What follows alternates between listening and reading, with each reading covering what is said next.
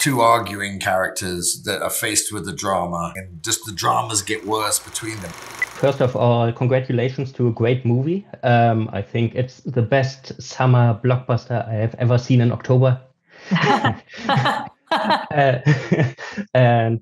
my first question is, of course, this is the end of a trilogy, so fans probably shouldn't get their hopes up for Venom 4, but there are still storylines that could be continued, and I, for one, can't live in a world without Venom. So I wanted to ask, are there concrete plans how the story will continue? And is there still a place for Eddie Brock in Sony's Marvel universe? Excuse me. This is the last Eddie Venom movie. It is the last dance. They got rid of me. I don't want him anymore. You know, this was always going to be a 3-movie arc. And this is where it ends for Eddie and Venom. But there are obviously, you know, lots of Easter eggs in the movie and places to go beyond the last dance with other characters. I agree. Yes. I agree. I can still hope that Eddie will return. Maybe without Venom, which would be maybe a strange movie, but I would watch it. Just a movie called Eddie. Eddie's First Dance. Eddie's First Dance. Eddie Solo. Okay, now a lot of comic book movies get more and more serious. But now this movie takes its time. It has a lot of jokes. It has a great running gag about Eddie losing his shoes. It has a dance scene. I wondered, how did you approach this project? How did we get this creative road trip?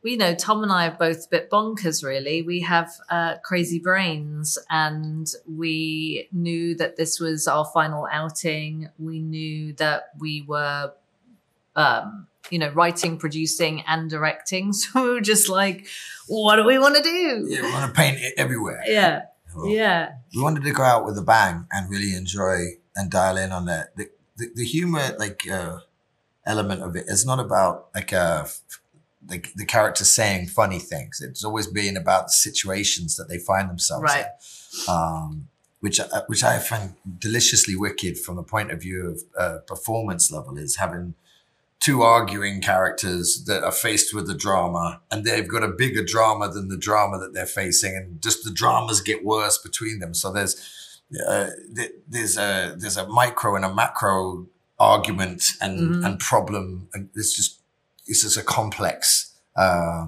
spilling of I suppose my own mental health, thrown out there to play with, like big crayons and paints and pastel colors, and it's very colorful, I think, and then exuberant and joyful, which is kind of an antithesis to the depiction of the original lore of Venom and Eddie Brock, which is, but nonetheless, still is fertile ground to invert that and play with it on an opposite palette and say, well, look, these characters are, they are versatile. There's a lot to be said for Venom when you unpack him and then play him out in this way too.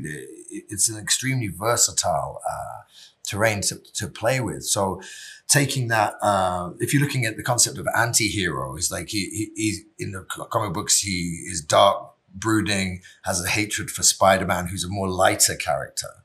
In this one, we have using that. I suppose the periodic table, using those elements of like, okay, what's the light and dark? Rather than Eddie Brock being a brooding character who'd lost his wife and anyway, and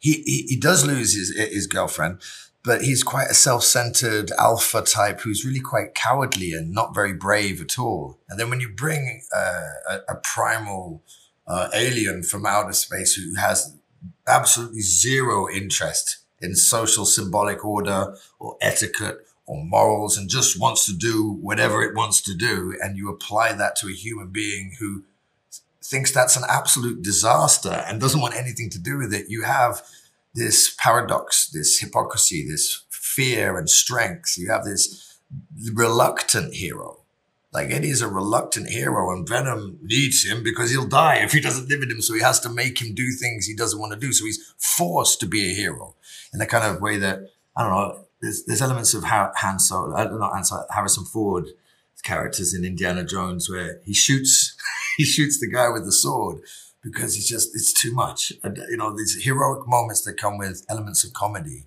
because people are reluctant, you know, I think is where the anti-hero comes in our Venom. As opposed to, you know, an anti-hero is somebody who can equally be a villain, can be a hero. That's quite binary. What does that look like? Okay, that's our time. Thank you very much. Thank you. Thank you. Im Leben jedes Menschen kommt die Zeit, in der er ein Opfer bringen muss. Eddie, ich bin bei dir bis zum Ende.